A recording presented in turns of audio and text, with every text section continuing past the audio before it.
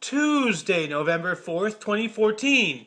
As I predicted earlier, 3D printing organs are just around the corner. Russian scientists from the Skolkovo Innovation Center, which is just outside of Moscow, expect to release the first 3D printed organ next year. Using a 3D bioprinter, they plan on creating a fully functional and transplantable kidney by 2018. A new smartphone app is in the works that can identify depression just by listening to your voice. Scientists from the University of Maryland have discovered that vocal patterns and such alter if a subject is suffering from depression. And I don't mean if they have the disease or are diagnosed, I mean if the person is actually in that moment currently depressed, their vocal patterns actually change. With an app that scans behavioral patterns on Twitter messages for alterations in posts which identifies this disheartening condition already in existence, the next step is for what I mentioned earlier, voice tone and other alteration software that can hear your sadness. Trick or treat, here's some crystal meth. The father of an 8-year-old girl found a small Ziploc bag with a white powdery substance within it among the candy his children had collected during Halloween. After notifying the local authorities, it was discovered the bag was 1/10 of a gram of crystal methamphetamine, which is enough for the filing of felony charges for possession of a controlled substance. Knowing today's children, though, she probably bought it with the money she stole from her mom's wallet and hid it in the candy, but luckily Daddy played the interception. Verizon has been actively spying on you. No surprise there. A program called Precision Market Insights, which started as late as 2012, tracks your web activity via undeletable super cookies.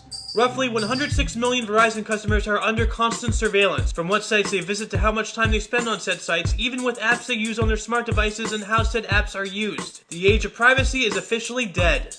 Scientists from Cranfield University, UK, are developing anti-virtual terrorism software that is set to prevent hackers from accessing aircraft computing equipment and virtually hijacking said sky vehicles. Called a network architecture, this program will, quote, instantly recognize malicious viruses and malware which could be used to compromise flight control software as the plane is flying, end quote.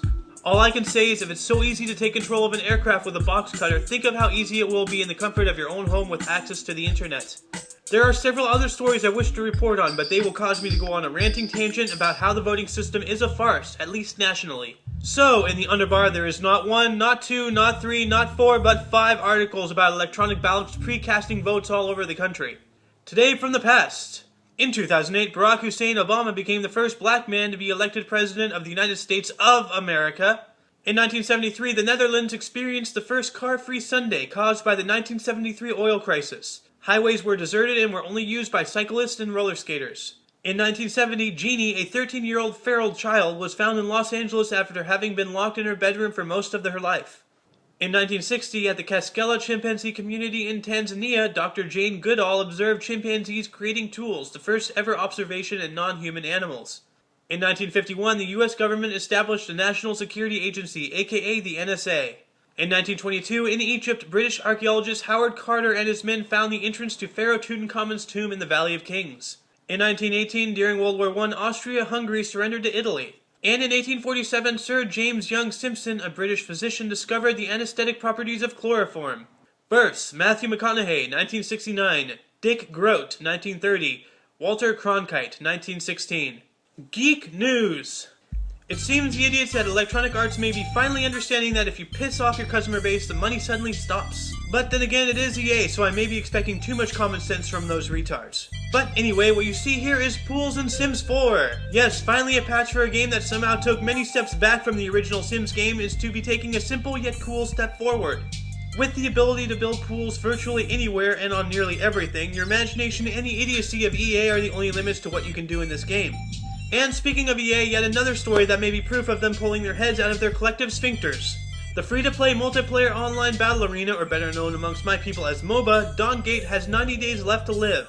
Only 6 months old, this game is rather young to see such a fate, especially in today's world of games. This game, still in beta, is doomed to death mainly because EA doesn't know what we gamers truly want, which is games worth the time, effort, and money we invest in it, and lately EA has failed to fulfill those needs.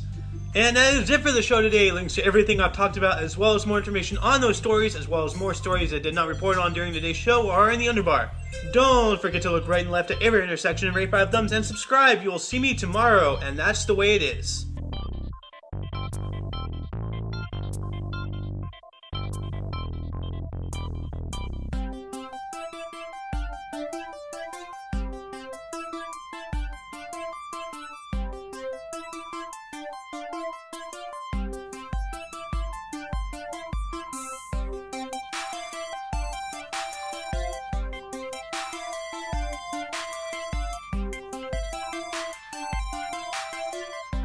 and let it out with a big